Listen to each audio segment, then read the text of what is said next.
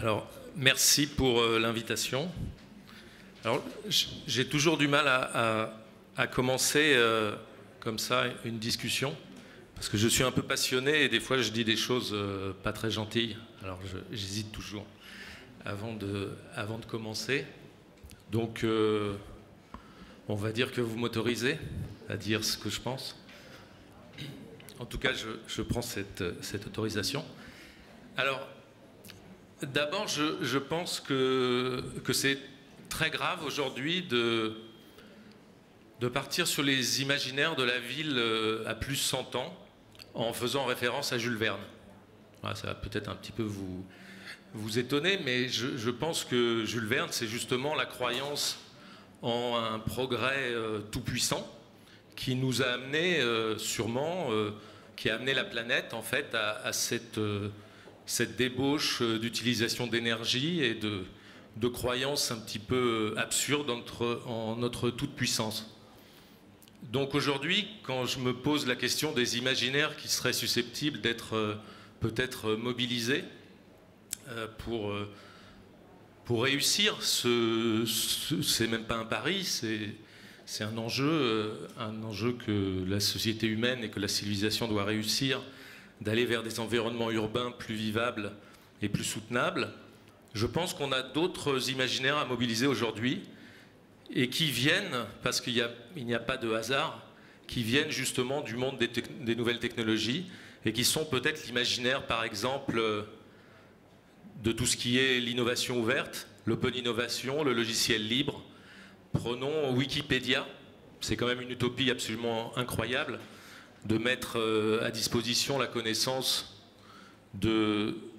on va dire, de beaucoup de chercheurs gratuitement, le logiciel libre aussi, que des gens travaillent gratuitement pour améliorer des systèmes.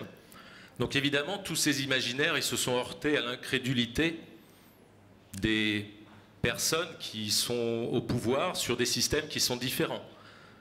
Ce qui se passe aujourd'hui, c'est que Wikipédia, bien entendu, ça existe, mais c'est aussi que la majorité des serveurs que vous utilisez quand vous utilisez Internet sont des serveurs de type Apache, et Apache, c'est du logiciel libre.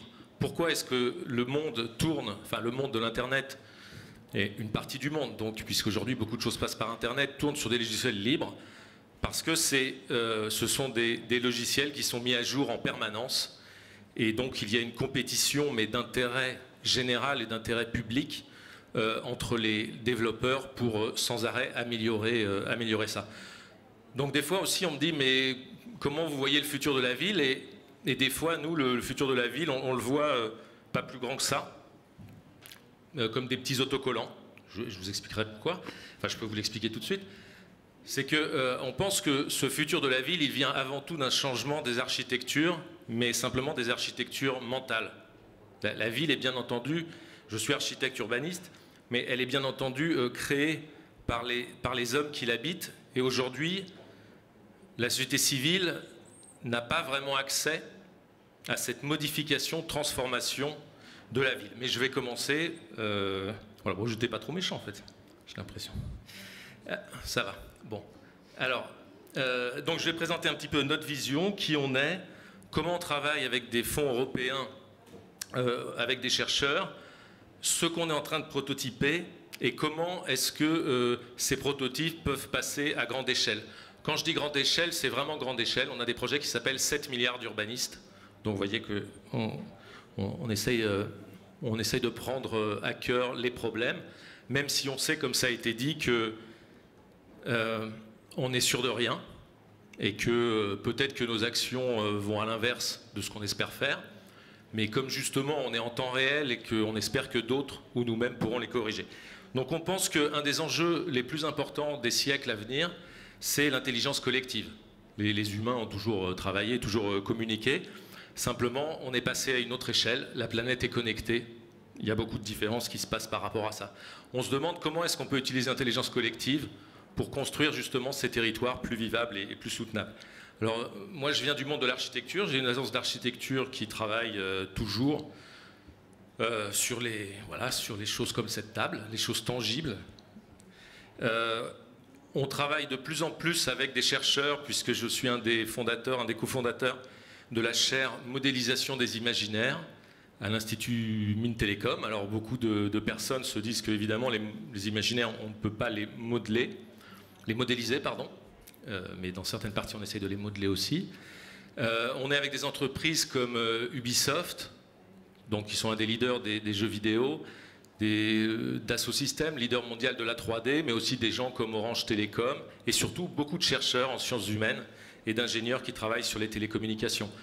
Pourquoi est-ce que cette question se pose de modéliser les imaginaires? C'est parce que les ingénieurs qui développent des outils dont on parle, ces ingénieurs, ils ont leur propre imaginaire.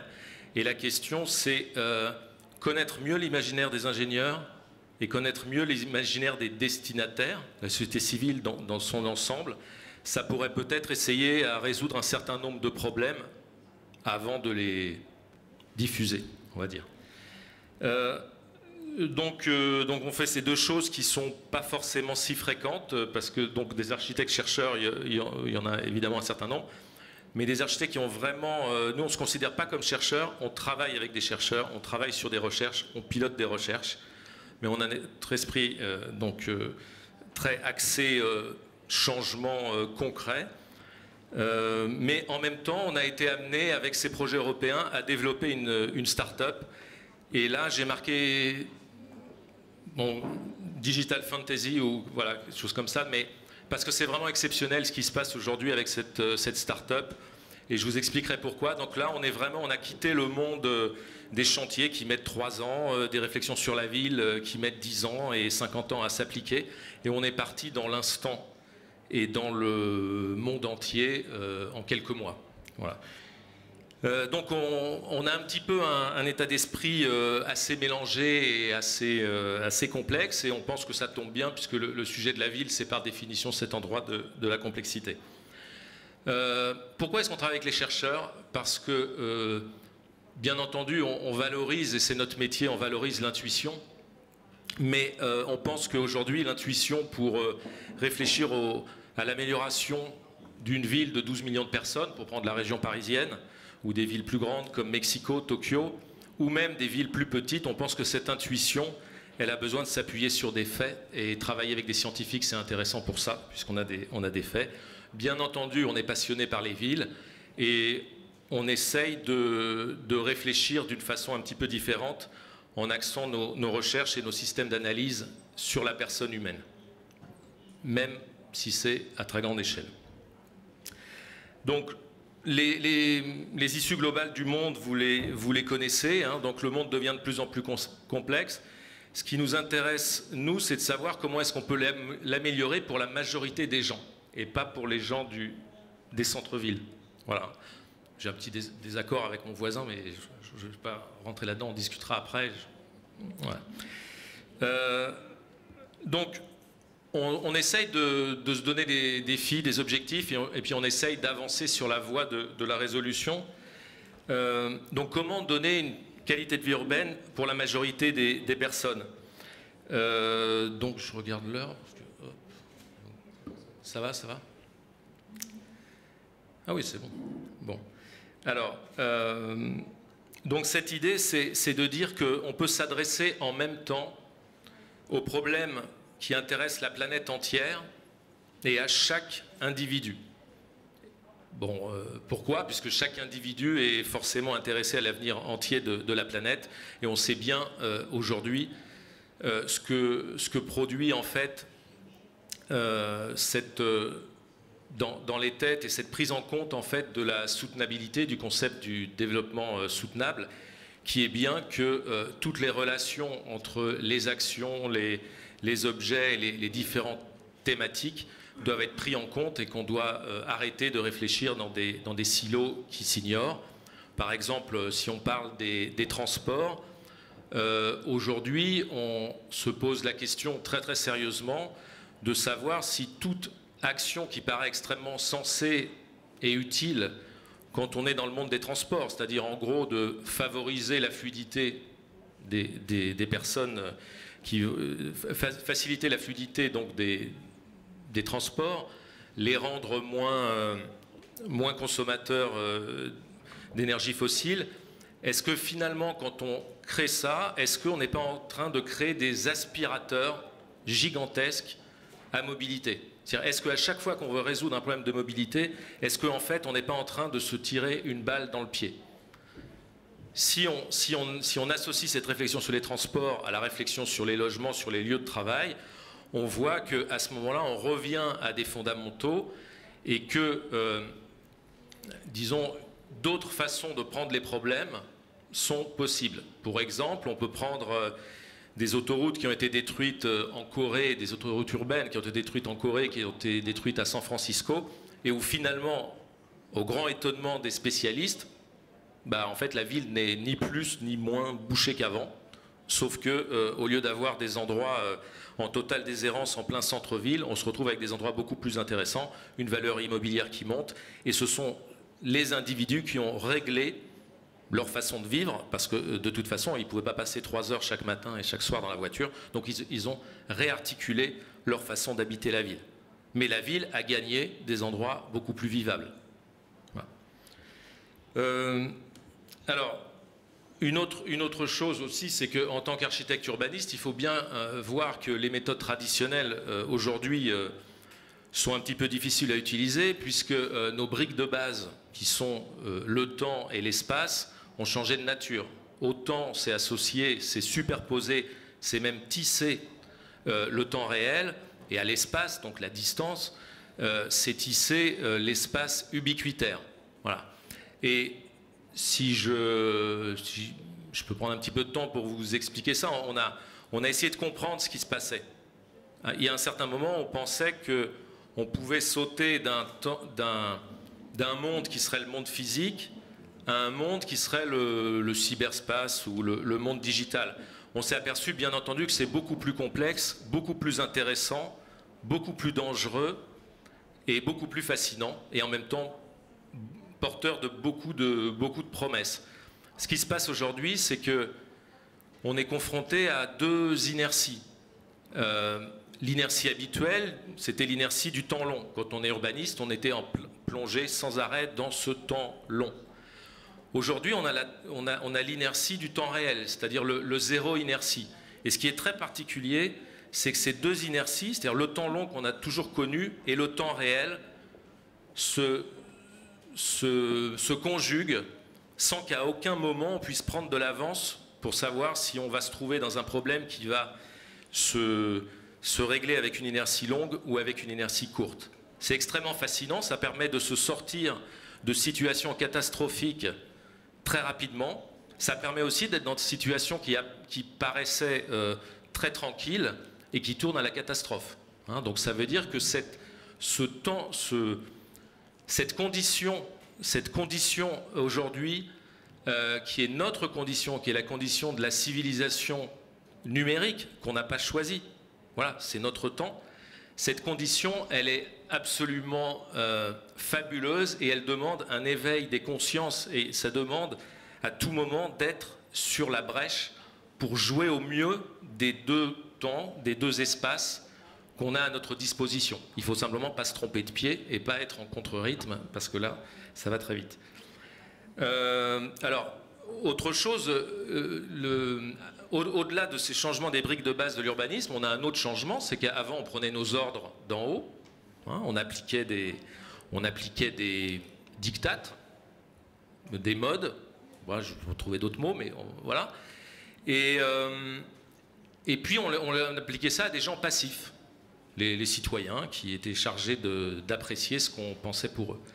Aujourd'hui, les citoyens sont connectés, ils ont accès à l'information, donc ils montent progressivement en intelligence. Et ça, c'est une très très bonne nouvelle.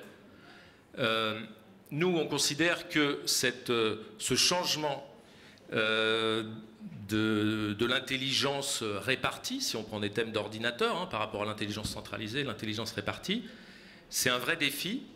Et que, de toute façon, les professionnels de l'urbanisme, qu'ils le veuillent ou non, vont être débordés. La question, c'est est-ce qu'on se fait déborder pour les mauvaises raisons, parce qu'on n'a pas su changer de positionnement, on n'a pas su passer du rôle de l'expert qui était chargé de trouver la bonne décision, à passer à un nouveau type d'expertise, qui est une expertise qui permet de relier des pensées à des problèmes et qui permet on va dire, de trouver des solutions. Et j'oublie pas le politique, et le politique étant la personne qui, dans cette masse d'informations, va finalement trancher, parce qu'il a été élu pour ça, mais il va trancher sur une masse de connaissances qui peut être apportée par les citoyens et par la société civile. Quand on parle de société civile, on parle d'individus, évidemment, mais on parle aussi d'organisations.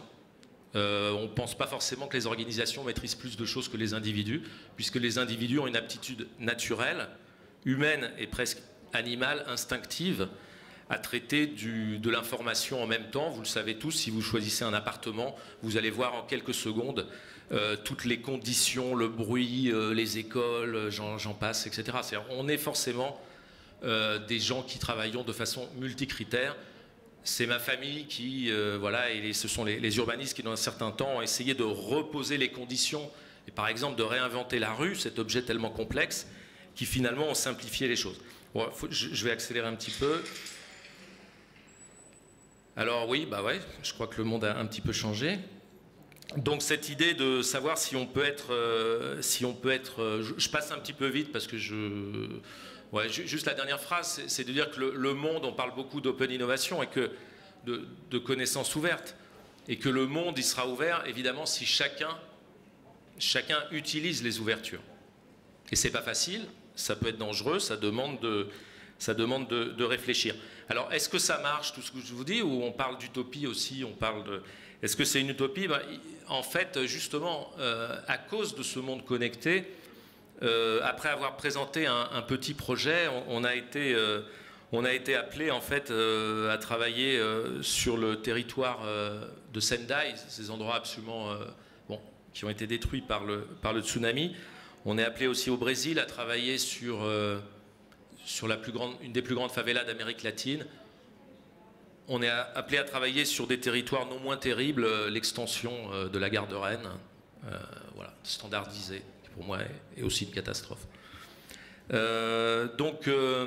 je vais toujours passer un petit peu vite. Donc la grosse recherche qui nous a permis de monter cette deuxième structure à côté de l'agence d'architecture, c'est une recherche qui a pour but d'évaluer et de représenter la qualité de vie urbaine au niveau de l'individu, mais à très très grande échelle. À quoi ça sert? On n'a pas fini, on travaille avec 3 laboratoires de recherche du CNRS. Ça fait 3 ans qu'on travaille et on n'est vraiment pas au bout de la recherche, c'est très complexe. Par contre, pourquoi est-ce qu'on fait ça?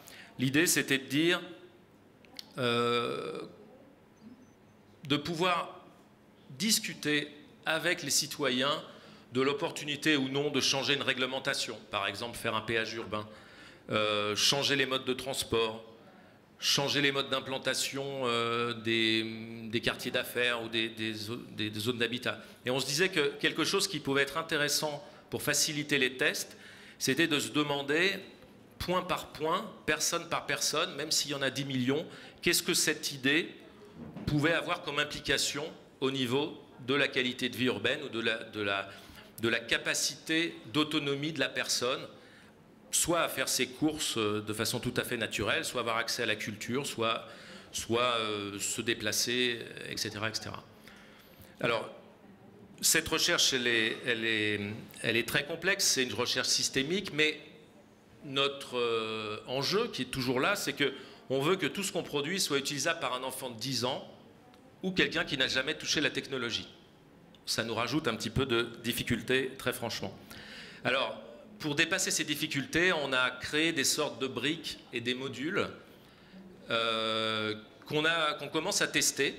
Et ça, c'est une affiche qui était mise dans la gare de Rennes, qui disait, bon, le parvis de la gare, vous en feriez quoi?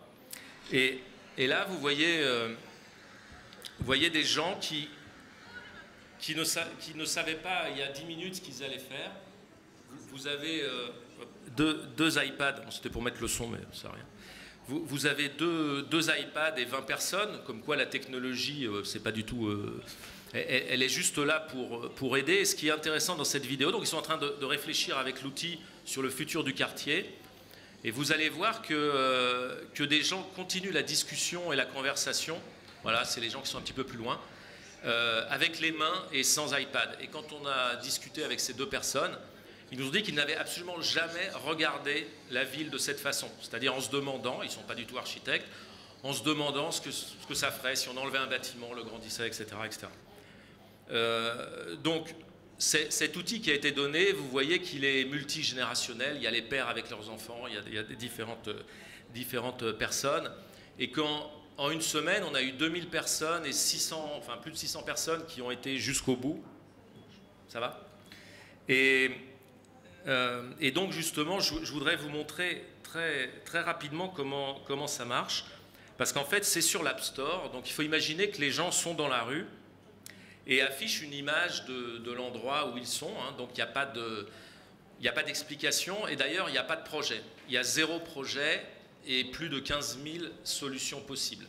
Donc ce qu'on demande aux personnes, et c'est très simple, c'est simplement de regarder, il y a un certain nombre de thèmes, vous voyez la densité, il y a 6 logos en bas avec des thèmes, et donc par exemple avec la hauteur des bâtiments. Donc là ce que je suis en train de faire, donc on change les bâtiments, on change le rapport aux arbres, on peut aller dans des choses assez complexes, c'est-à-dire le rapport au digital. Est-ce que le digital, c'est des écrans dans la ville ou est-ce que le digital, c'est des lunettes de réalité augmentée, ce qui pose des problèmes si l'État, enfin si la ville communique avec les citoyens avec des outils de réalité augmentée, qu'est-ce qui se passe pour les citoyens qui n'ont pas l'argent pour avoir ces outils? Si on travaille avec des grands écrans, qu'est-ce qui se passe si notre ville se couvre de publicité? Donc ce logiciel qui est très simple à utiliser amène à des questions extrêmement importantes. On travaille aussi avec des artistes. Voilà, donc je vais aller vite là-dessus, mais ce qu'il faut savoir, c'est que ça, c'est la première partie. On est libre de présenter les choses, mais surtout, évidemment, on peut s'envoyer, tout ça, ça se fait depuis la rue, on peut s'envoyer l'image, la recevoir, donc ça veut dire qu'on peut envoyer son image à d'autres personnes. On a des liens avec les artistes.